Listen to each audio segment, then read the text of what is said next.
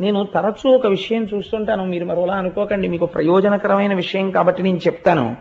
నేను చాలా ఇళ్లలో ఎప్పుడైనా వెడితే పూజా మందిరం చూడండి అంటుంటారు. అంటే వెళ్ళి ఒక నమస్కారం చేసి వస్తాను, వాళ్ళ భక్తి గొప్పది. నేను ఎవరిని విమర్శ చేయట్లేదు, కానీ ఒక విషయం తెలుసుకోండి. నేను తరచూ ఇళ్లలో చూస్తూ ఉంటాను, ఒక మెట్లు లాంటివి ఒకటో రెండో కడతారు. కట్టి దాని మీద ఏమీ ఆచ్ఛాదన ఉండదు, కనీసం ఒక పేపర్ కూడా వెయ్యకుండా దాని మీద ఒక చెక్క కానీ ఒక మంటపం కానీ ఏమీ ఉండకుండా దాని మీద ఈశ్వరమూర్తుల్ని నిలబెడుతుంటారు. దానితో పాటు శంఖము మొదలైనవి కూడా పెట్టేస్తుంటారు. అలాగే యంత్రాలు ఎట్టి పరిస్థితులలోనూ భూమికి తగలడానికి వీల్లేదు.